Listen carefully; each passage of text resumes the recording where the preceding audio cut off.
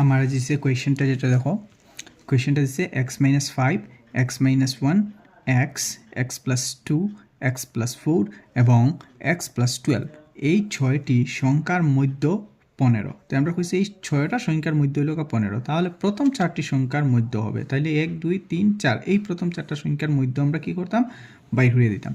তো এইটা বাইর করার গেলে আমরা প্রথমে কি বাইর করতে লাগবে, এক্স এর মানটা বাইর করতে লাগবে। এক্স এর ভ্যালু বাইর করাটা আমার কাছে জরুরি। সো দ্যাট এক্স এর ভ্যালু আমরা যখন বাইর করার যাইমু, পোর্শনটা আরম্ভ করবো এইভাবে, x minus 5 plus x minus 1 plus x plus 2 plus x plus 4 plus x plus 12, তো ইকুয়াল টু আমার কত হইব 15, equal to 15 divided by 6, divided by 6।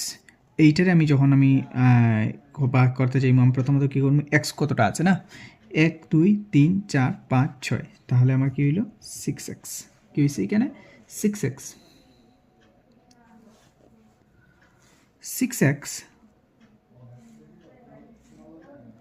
এই দেখো 5 আর 1 6 মাইনাস 6, 4 5 6 প্লাস 6 12 প্লাস 12 6 কাটি দিলাম না, 6 থেকে 6 ক্যান্সেল করে দিলাম, ক্যান্সেল আউট, 6 প্লাসে মাইনাসে কাটি গেল না। এখন আমার কাছে কি আছে 6x, আমার কাছে আছে দেখা যায় 6x প্লাস 12, 6x প্লাস 12, এটা এখানে ভাগ হিসাবে, সেখানে গেলে পূরণ হিসাবে হয়ে যাবে, equal to 15 into 6, 6x plus 12 equal to 6 15 90,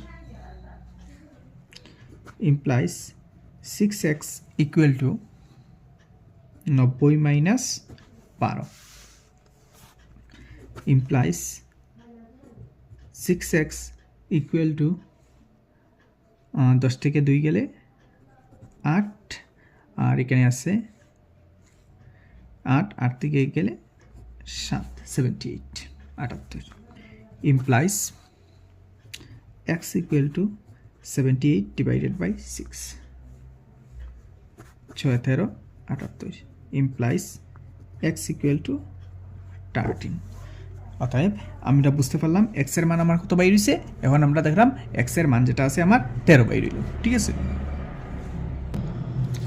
এখন আমরা কইতে পারবি, অতএব 6টি সংখ্যা হলো, অতএব 6টি সংখ্যা হলো, 6টি সংখ্যা, যে 6টি আমাদের সংখ্যা দিচ্ছে যেটা আছে, এটা ফার্স্ট প্রথমে 6টা সংখ্যাটা লিখলাম আমরা, ইকুয়াল টু দিয়া x মাইনাস 5, x মাইনাস 1, আরেকটা আসলো x, আরেকটি নাম্বার আমাদের x প্লাস 2, x প্লাস 4 এবং x প্লাস 12। তো প্রতিটা জায়গার মধ্যে x এর মান বসাইব না, x এর জায়গায় কত বসাইব 13, 13 মাইনাস 5, 13 মাইনাস 1, এটা হইব শুধু 13, এটা হইব 13 মাইনাস 2, এটা হইব 13 মাইনাস 4, এটা হইব 13 মাইনাস 12।